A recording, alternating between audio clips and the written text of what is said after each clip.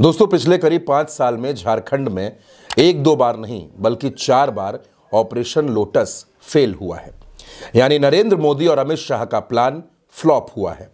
Gujarat lobby जहां जीत जाती है, वहां बीजेपी के दिग्गज और पुराने नेताओं को किनारे करना शुरू कर देती है, और जहां हार जाती है वहां चुनी हुई सरकारों को गिराने में लग जाती है, साजिश करती है, कुचक्र करती है।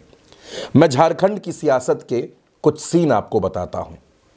तारीख 16 अगस्त 2024। झारखंड के पूर्व मुख्यमंत्री चंपाई सोरेन के साथ जेएमएम के विधायक समीर मोहंती, दशरथ गगराई, नीरल पूर्ति, चमरा लिंडा, रामदास सोरेन, संजीव सरदार और मंगल कालिंदी, इन विधायकों के बीजेपी में शामिल होने की चर्चा होने लगती है।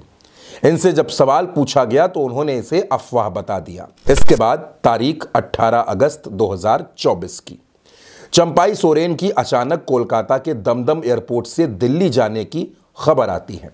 तकरीबन 1 बजे वो दिल्ली एयरपोर्ट पर लैंड करते हैं। यहां उनकी बीजेपी के दिग्गज नेताओं से मुलाकात की चर्चा शुरू हो जाती है। जब चंपाई सोरेन से सवाल पूछा गया कि क्या आप बीजेपी में शामिल हो रहे हैं, तब चंपाई ने साफ कर दिया कि मैं जहां हूं वहीं रहूंगा। इसके थोड़ी देर बाद उन्होंने सोशल मीडिया पर एक लंबा पोस्ट लिखा और कहा कि जेएमएम में उन्हें कुर्सी से उतारकर अपमानित किया गया है। अब उनके सामने 3 ही विकल्प बचते हैं कि संन्यास लें, नया संगठन बनाएं या फिर किसी के साथ चल दें। और अब तारीख 20 अगस्त 2024। सीएम हाउस रांची में अचानक हलचल बढ़ती है। जिन विधायकों को चंपाई सोरेन के साथ बताया जा रहा था, वो अचानक एक एक करके मुख्यमंत्री आवास पहुंचते हैं। यहां लगभग 3 घंटे तक इनकी सीएम हेमंत सोरेन से मुलाकात होती है। इसके बाद विधायकों ने कहा कि हम सीएम हेमंत सोरेन के साथ थे, हैं और मजबूती से रहेंगे, जेएमएम छोड़कर कहीं नहीं जाएंगे। उधर चंपाई सोरेन भी दिल्ली से कोलकाता के रास्ते सरायकेला पहुंच गए। बीजेपी में जाने के सवाल पर कुछ भी बोलने से मना कर दिया। उन्होंने कहा कि उनका पार्टी को नुकसान पहुंचाने का कोई मकसद नहीं है। झारखंड पहुंचने पर चंपाई सोरेन ने कहा कि मैं उसी पर कायम हूं, मेरे पास 3 विकल्प हैं, संन्यास लेना, नया संगठन बनाना या कोई अच्छा दोस्त मिल जाए तो उसके साथ काम करना। मेरा नया अध्याय शुरू होगा। मैं संन्यास के बारे में सोच रहा था, लेकिन लोगों से बहुत प्यार मिल रहा है। यानी झारखंड में जिस ऑपरेशन लोटस और सरकार को अस्थिर करने की बात पिछले 4 दिनों से कही जा रही थी, वो एक बार फिर से सीएम हेमंत सोरेन की वजह से टलता दिख रहा है। अब दोस्तों, बीजेपी सूत्रों की माने तो चंपाई सोरेन की पार्टी के साथ एक डील हुई थी। इस डील के मुताबिक उनको जेएमएम के कुछ विधायकों के साथ बीजेपी में शामिल होना था। इस डील के तहत उनके साथ आने वाले विधायकों को 2024 में होने वाले विधानसभा चुनाव में टिकट मिलना पक्का था, और इसके साथ ही चंपाई सोरेन और उनके बेटे को भी सेट करने की बात थी। इस डील में चंपाई सोरेन के बेटे की बड़ी भूमिका बताई जा रही थी। अब सूत्रों के हवाले से खबर तो यह है कि दिल्ली में बीजेपी के बड़े नेताओं के साथ चंपाई के बेटे डील कर रहे थे, और झारखंड में विधायकों को मनाने का काम खुद चंपाई ने संभाल रखा था। हालांकि इस पर किसी भी पार्टी के नेता कुछ भी बोलने से बच रहे हैं। सीएम हाउस की सक्रियता से लीक हुआ यह प्लान, यानी इस डील को पूरी तरह से दरअसल सीक्रेट रखा गया था।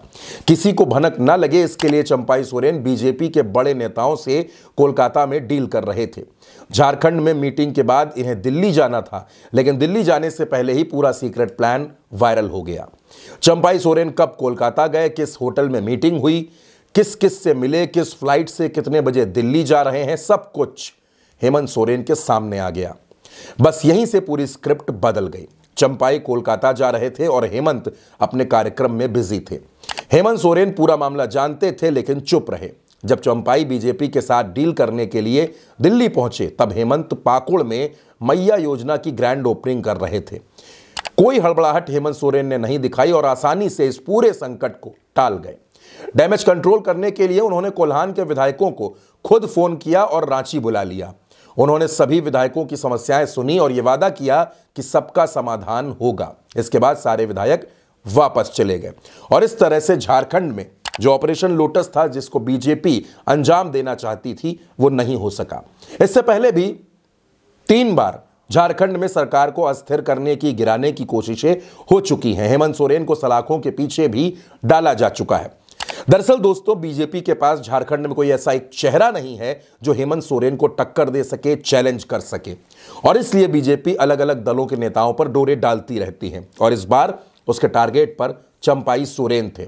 बीजेपी को लगा कि यह बेहतरीन मौका है, चंपाई सोरेन को कुर्सी से उतारा गया है और अब चंपाई को अपने पाले में ले लिया जाए। लेकिन जब बीजेपी ने देखा कि झारखंड में बाबूलाल मरांडी, अर्जुन मुंडा, ये तमाम नेता चंपाई की एंट्री का विरोध करने लगे, तो बीजेपी को लगा कि यह फैसला नुकसान वाला हो सकता है। बीजेपी ने भी अपने पैर वापस खींचे और चंपाई सोरेन बीच में लटक के रह गए। ना वो बीजेपी के हो पाए और जेएमएम में भी संदिग्ध हो गए।